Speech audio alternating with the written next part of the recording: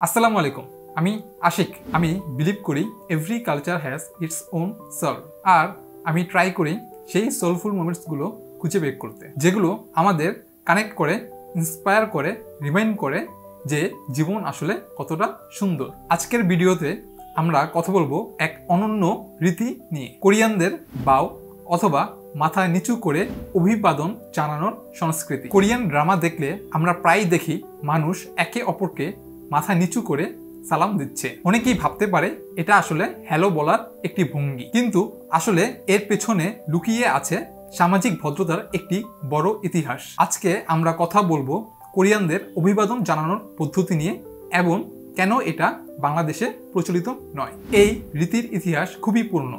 চোশন যুগ থেকে প্রায় 500 বছর পুরনো প্রথা এটি। তখন সমাজ ছিল শ্রেণীভিত্তিক। রাজা, শিক্ষক, সাধারণ মানুষ প্রত্যেক সম্পর্কেই সম্মান দেখানো হতো এক ধরনের আনুষ্ঠানিকতায়। আর সেই সময় থেকেই শুরু হয় বাউ করার সংস্কৃতি। তখনকার মানুষ বিশ্বাস করত কোন মানুষ কিভাবে মাথা নিচু করে তাতেই তার ভদ্রতা বোঝা যায়। অর্থাৎ শরীরের ভঙ্গি ছিল চরিত্রের প্রতিফলন। আপনারা কে ড্রামা দেখলে বুঝতে পারবেন, বিশেষ করে ক্র্যাশ ল্যান্ডিং অন ইউ আর রিপ্লাই 1988 এর ক্যারেক্টারগুলো যখন বড়দের সাথে দেখা করে তারা মাথা নিচু করে অভিবাদন জানায়। এটা শুধু ভদ্রতার জন্য নয়, সম্পর্ক শক্ত করার মাধ্যমও। বাউ করার আসলে 3টা পদ্ধতি আছে। 1 নম্বর 15 ডিগ্রি হালকা বাউ। ফ্রেন্ডস, কলিগ তাদেরকে অভিবাদন জানাতে এই ধরনের বাউ ব্যবহার করা হয়। এটা যদিও অনেক ক্যাজুয়াল কিন্তু সম্মানজনক। 2 নম্বর পদ্ধতি 30 ডিগ্রি মাঝারি বাউ। শিক্ষক, অফিস বস কিংবা বড়দের সম্মান জানাতে এই ধরনের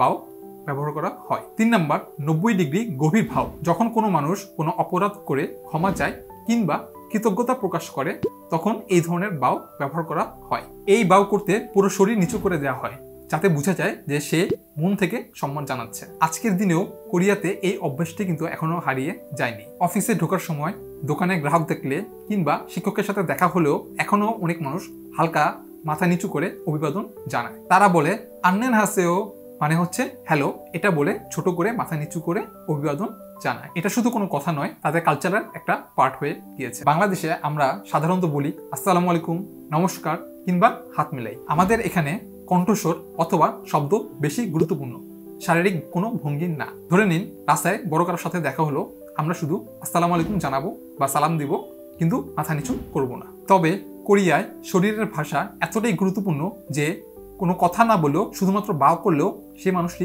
বুঝতে পারে যে ইনি আমাকে সম্মান করছে। এই পার্থক্যটাই দুইটি সংস্কৃতির মধ্যে সুন্দর একটি দিক। মজার ব্যাপার হলো কোরিয়াতে কিছু কিছু বাউ এতটাই জনপ্রিয় যে স্কুলের শিক্ষার্থীদেরও বড়দের কাছ থেকে বাউ শেখানো হয়। কোরিয়ান বাচ্চাদের ছোটবেলা থেকেই শেখানো হয় যে সম্মান শুধু মুখে নয়, আচরণেও প্রকাশ পেতে হবে। তাই স্কুলে শিক্ষার্থীরা শিক্ষককে দেখলে ছোট করে বাউ করে, কিংবা অফিসের কর্মচারীরা অফিসের বসকে দেখলে বাউ করে। একটা জরিপে দেখা গেছে 80% কোরিয়ান মানুষ মনে করে বাউ করা হলো ভদ্রতার সবচেয়ে গুরুত্বপূর্ণ একটি চিহ্ন।